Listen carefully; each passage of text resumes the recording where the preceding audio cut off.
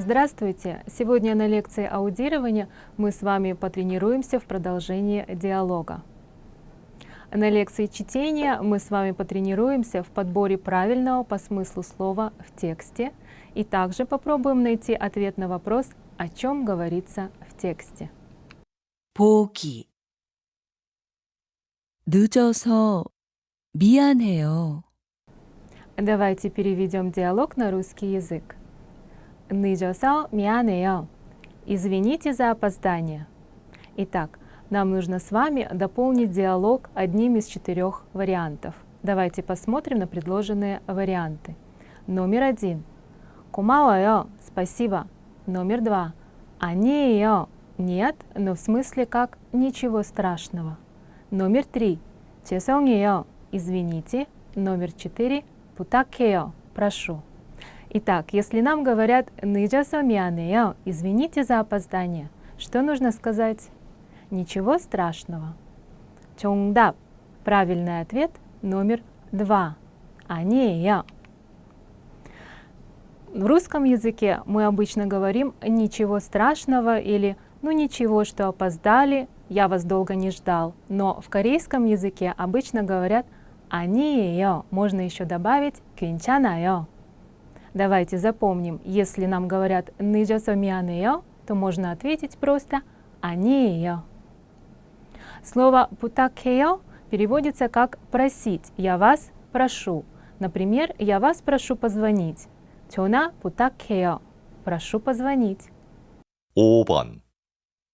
다음에 또 오세요. Давайте переведем на русский язык. 다음에 또 오세요. Приходите в следующий раз. Итак, давайте посмотрим на 4 варианта ответов. Какой же можно выбрать, чтобы закончить диалог? Номер 1. 미안해요. Извините. Номер 2. 괜찮아요. Ничего. Номер 3. 여기 앉으세요. Садитесь здесь. Номер 4. 안녕히 계세요. До свидания. Итак, если нам говорят 다음에 또 오세요, приходите в следующий раз еще, обычно мы прощаемся. 정답. Правильный ответ номер 4. 안녕히 계세요. В корейском языке «до свидания» можно сказать в 2 разных вариантах. Можно сказать 안녕히 계세요. Мы это переводим как «до свидания», но дословный перевод будет как «хорошо оставаться», «хорошо вам оставаться». То есть обычно, когда вы говорите 안녕히 계세요, это значит вы куда-то выходите, а собеседник остается. Второй вариант 안녕히 가세요, до свидания, 안녕히 가세요, что означает хорошего пути, хорошего вам пути. Мы это говорим в случае тогда, когда собеседник куда-то уходит. Тогда мы говорим 안녕히 가세요. 6번. 여보세요. 거기 김수미 씨 집이지요? Давайте переведем на русский язык. 여보세요. Алло, 거기 김수미 씨 집이죠? Это дом Ким-Суми? Нам нужно закончить диалог из 4 вариантов. Номер 1. 네, 그런데요. Да, что вы хотели? Номер 2. 네, 알겠습니다. Да, понял или поняла. Номер 3. 네, 여기 있어요. Да, здесь есть. И номер 4. 네, 들어오세요. Да, проходите. Итак, вам звонят и говорят 여보세요, алло, 거기 김수미 씨 집이죠? Это дом Ким-Суми? Обычно что нужно ответить? Да, либо нет. 정답. Получается правильный ответ номер 1. 네, 그런데요. Да, а что вы хотели? А по-русски «а что вы хотели» звучит как бы иногда не очень вежливо. И по-корейски они не говорят «что вы хотели», обычно говорят «그런데요», но переводится это как «да, но». И в скобках как бы есть подсмысл «что бы вы хотели». 15번. 이 식당은 뭐가 맛있어요? 이거 한번 드셔보세요. 여기 오면 저는 항상 이걸 먹어요. Итак, нам даны 4 рисунка. После того, как мы послушаем диалог, нужно будет выбрать рисунок, который подходит по смыслу с диалогом. Давайте вместе переведем на русский язык. 이 식당은 뭐가 맛있어요? В этом ресторане какое блюдо вкусное? 이거 한번 드셔보세요. Попробуйте вот это. 여기 오면 저는 항상 이걸 먹어요. Я, когда сюда прихожу, всегда это ем. Итак, нам нужно выбрать правильную картинку, которая по смыслу относится к диалогу. Для этого давайте вместе разберем диалог.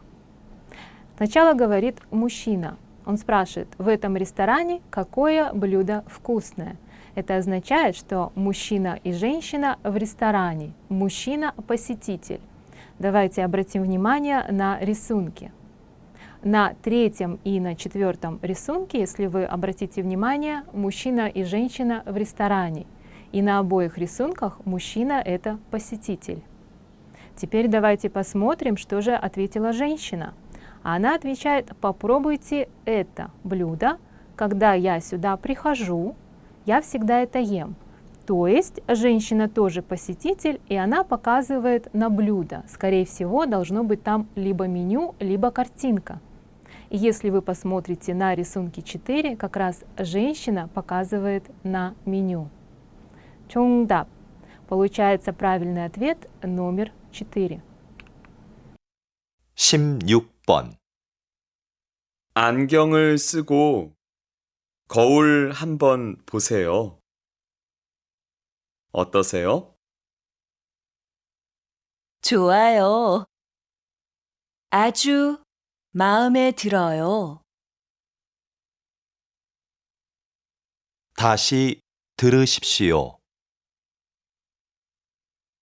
안경을 쓰고 거울 한번 보세요. 어떠세요? 좋아요. 아주 마음에 들어요. Давайте переведем диалог на русский язык. 안경을 쓰고 оденьте очки, 거울 한번 보세요 и посмотрите в зеркало. 어떠세요? Как вам? 좋아요. Хорошо. 아주 마음에 들어요. Мне очень нравится. Чтобы найти правильный рисунок, давайте обратим внимание на диалог. Итак, мужчина говорит, оденьте очки и посмотрите в зеркало. Это означает, что на рисунке женщина должна быть в очках и должно быть зеркало. На рисунке номер 3 женщина в очках и мужчина держит зеркало. Затем женщина отвечает, хорошо, мне очень нравится. 정답. То есть нам подходит по смыслу к диалогу рисунок номер 3. Давайте для начала переведем текст на русский язык. 저는 다음 주에 на следующей неделе 새 집으로 이사합니다. переезжаю в новый дом. 그래서 поэтому 오늘 я сегодня 제 물건을 정리했습니다. Я разобрал или я разобрала свои вещи. 먼저 сначала 필요 없는 물건들을 ненужные вещи 상자 안에 넣었습니다. Я положила в коробку. Получается, сначала я положил или положила ненужные вещи в коробку. 그런데 그 중에는 среди них 한 번 쓰지 않은 새 물건이 많았습니다. Было много вещей, каких? 한 번 쓰지 않은, которыми я ни разу не пользовался или не пользовалась. 앞으로는 впредь 기억 물건만 사야겠습니다. Впредь нужно будет покупать только 기억 вещи. Итак, нам нужно с вами выбрать слово, которое по смыслу подходит, и закончить предложение. Давайте посмотрим на 4 варианта. Номер 1. 필요한, нужный. Номер 2. 새로운, новый. Номер 3. 정리한, сложенный. Номер 4. 사용한, использованный. предложение у нас звучит так. 앞으로는 기억 물건만 사야겠습니다. Впредь нужно будет покупать только какие вещи? Этот человек говорил о том, что у него были вещи, которые он ни разу не одевал или не пользовался. Получается, что вещи должны быть какими? Нужными. 정답. Правильный ответ номер 1. 필요한. И у нас получается с вами предложение. 앞으로는 впредь 필요한 물건만 사야겠습니다. Нужно будет покупать только нужные вещи. Итак, следующее задание к тексту. Нам нужно выбрать правильное по смыслу предложение. Чтобы это сделать, давайте еще раз посмотрим на текст и выделим ключевые слова. Ключевые слова будут такими. 다음 주, на следующей неделе, 이사합니다. Переезжаю. 오늘, сегодня, 물건을 정리했습니다. Я разобрал или разобрала свои вещи. 필요 없는 물건들을 상자, ненужные вещи в коробку. 그 중에는 среди них 새 물건이 많았습니다. Было много новых вещей. 필요한 물건만 사야겠습니다. Буду покупать только новые вещи. После того, как мы с вами выделили ключевые слова, нам будет легче найти правильный ответ. Давайте сначала переведем все 4 варианта на русский язык. Номер 1. 집에 새 물건들이 많이 필요합니다. Дома нужно много новых вещей. номер 2. 저는 오늘 새 집에 이사를 왔습니다. Я сегодня переехал или переехала в новый дом. номер 3. 저는 필요 없는 물건을 정리했습니다. Я сегодня разобрал или разобрала ненужные вещи. номер 4. 상자에 많이 쓰는 물건들이 있습니다. В коробке вещи, которыми часто пользуются. Итак, если мы вспомним наши ключевые слова, то сегодня этот человек разобрал ненужные вещи. 정답. Правильный ответ номер 3. 저는 필요 없는 물건을 정리했습니다. Давайте переведем текст на русский язык. 저는 한국에 온 지 1년이 되었습니다. 1년이 되었습니다. Прошел год. Как что? 저는 한국에 온 지. Как я приехал или я приехала в Корею. 가끔, иногда. 고향이 생각이 날 때는, когда я скучаю по родине, 서울타워에 올라가서 я иду на Сеульскую башню, 밤 경치를 봅니다. И смотрю на вечерний пейзаж. 서울 시내는 기억, центр Сеула, 기억, 밤 경치가 아름답습니다. вечерний пейзаж красивый. 그리고 이 서울타워에 갔다 오면, если сходить на Сеульскую башню, 마음도 가벼워지고, то и на душе легче, и 기분도 좋아집니다. Настроение улучшается. Давайте в этом тексте немножко сначала пройдем грамматику. Итак, нам встретилось 기분도 좋아지고, 마음도 가벼워진다. То есть мы слышали тоже, тоже. Но по-русски переводится как и. Допустим, я люблю и дождь, и снег. Тогда по-корейски это будет звучать как 비도, 눈도 좋아합니다. Я люблю и дождь, и снег. Но если вы хотите сказать, что вам не нравится, тогда можно также сказать до, но по-русски это будет переводиться как не, то есть мне что-то не нравится, не это не нравится, не то. Звучит это так. 비도, 눈도 싫어합니다. Я не люблю ни дождь, ни снег. Очень часто в корейских текстах попадается слово 복잡하다.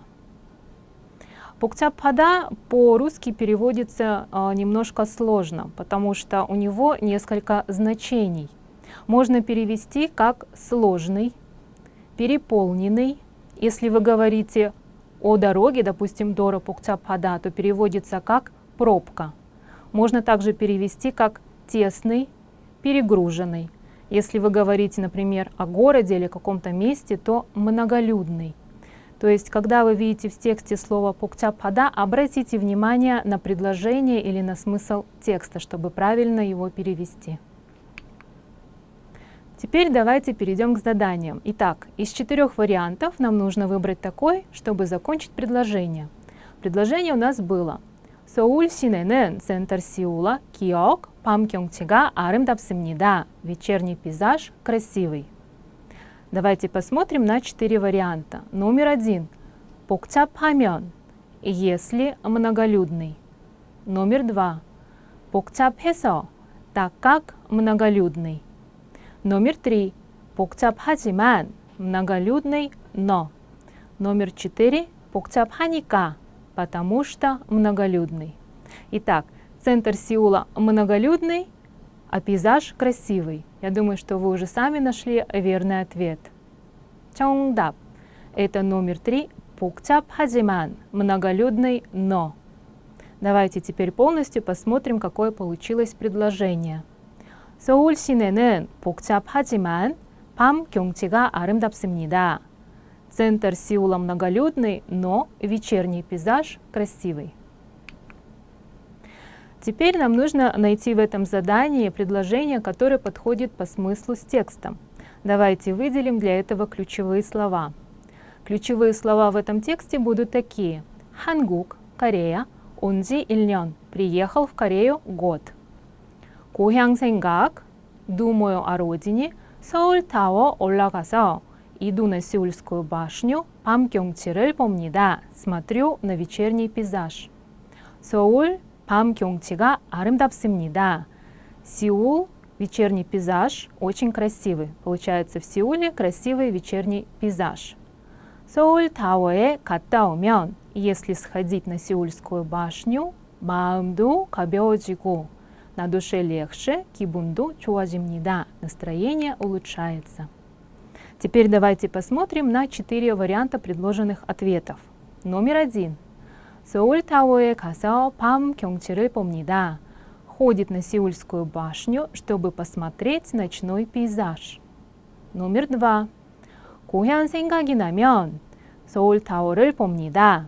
Ходит на Сеульскую башню, когда скучает по родине.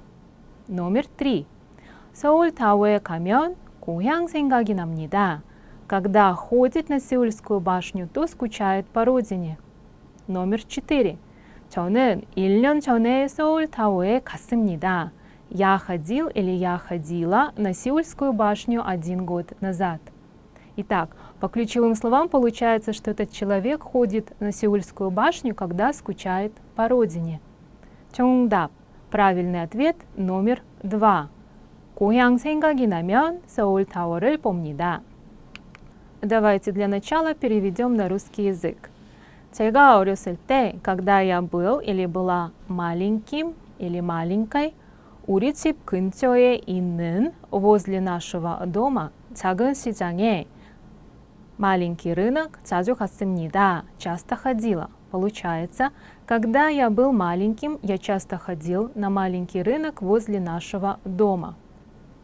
기억. 백화점이 생긴 후에는, после того, как появился универмаг, 그 시장에 가지 않았습니다. Я не ходил или я не ходила на этот рынок. 오늘은, сегодня, 오랜만에, впервые за столько времени, 그 시장에 가보고 많이 놀랐습니다. Я пошел или я пошла на этот рынок и очень удивился или удивилась. 시장 안에, на рынке, 가게가 많고, много лавочек, 살 수 있는 물건도 다양했습니다. И можно было купить разнообразные вещи. 또 아주머니들이, также женщины, 맛있는 음식을 만들어서 готовили, 팔고 있었습니다. И продавали вкусную еду. 앞으로, впредь, 집 근처의 시장을, рынок возле дома, 자주 이용하기로 했습니다. Я решил ходить. Получается, впредь я решил или решила часто ходить на рынок возле дома. Давайте сначала посмотрим на лексику в этом тексте. 오랜만이다 переводится как «в течение долгого времени», либо «давно», в смысле как «давно не виделись». 오랜만에. 오랜만에 мы переведем немножко по-другому. Будет звучать по-русски как «впервые за столько времени». 물건. Бульгон переводится как вещи, но по смыслу это может быть и одежда, и посуда, и какие-то товары. Теперь давайте посмотрим на задание. Нам нужно выбрать один из 4 вариантов, и это слово нужно ставить предложение так, чтобы оно было законченным по смыслу. Наше предложение было таким. 기억, 백화점이 생긴 후에는 после того, как появился универмаг, 그 시장에 가지 않았습니다. Я не ходил или не ходила на этот рынок. Давайте посмотрим на варианты. Номер 1. 그래서, поэтому. Номер 2. 그리고, и. Номер 3. 그런데, но. Номер 4. 그러니까, поэтому, либо так как. Итак, у нас идут слова, которые связывают предложения вместе. Чтобы понять, какое слово правильное, нужно посмотреть на предыдущее предложение. А предыдущее предложение у нас было таким. 제가 어렸을 때, когда я был маленьким, 집 근처에 있는 작은 시장에 자주 갔습니다. Я часто ходил на маленький рынок возле нашего дома. После того, как появился универмаг, на этот рынок человек уже не ходит. То есть связка идет как бы противоречие. Раньше было так, но стало по-другому. 정답. Поэтому правильный ответ номер 3. 그런데, но. И у нас получается такое предложение. 그런데 백화점이 생긴 후에는 그 시장에 가지 않았습니다. Но после того, как появился универмаг, я не ходил или не ходила на этот рынок. В этом задании нам нужно выбрать правильный по смыслу ответ. Давайте посмотрим на ключевые слова текста. 어렸을 때, когда был маленьким. 시장에 갔습니다. На маленький рынок ходил. 백화점이 생긴 후에, после того, как появился универмаг. 가지 않았습니다. Не ходил. 오랜만에 그 시장에 가보고, впервые за столько времени я пошел на этот рынок. И там 시장, 가게가 많고, много лавочек, 물건도 다양했습니다. И были разнообразные вещи. 아주머니들이, женщины, 맛있는 음식을 만들어서 팔고, готовили и продавали вкусную еду. 앞으로, впредь, 시장을 자주 이용하기로 했습니다. Я решил часто ходить на рынок. Теперь давайте посмотрим на 4 варианта ответов. номер 1. 저는 이제 시장에 자주 가려고 합니다. Я теперь часто собираюсь ходить на рынок. номер 2. 물건을 사는 아주머니들이 많았습니다. Много было женщин, покупающих вещи. номер 3. 시장이 생기기 전에, до того, как появился рынок, 백화점에 자주 갔습니다. Я часто ходил или ходила в универмаг. номер 4. 전에는 до этого 가게가 많아서 было много лавочек, 물건 사기가 편했습니다. И было удобно покупать вещи. Итак, по ключевым словам мы уже с вами определили, какой ответ верный. 정답. Это номер 1. 저는 이제 시장에 자주 가려고 합니다. Сегодня на лекции аудирования мы с вами научились находить ответ на вопрос в диалоге, а также прошли некоторые выражения, которые употребляются вместе. А именно в корейском языке будет вежливо, если ответить «아니에요» на фразу «늦어서 미안해요». Сегодня на лекции чтения мы с вами попрактиковались в нахождении главных по смыслу слов в тексте. Делать текст более коротким по смыслу, а затем отвечать и на вопросы к тексту, и дополнять текст нужными словами. Спасибо и всего вам хорошего.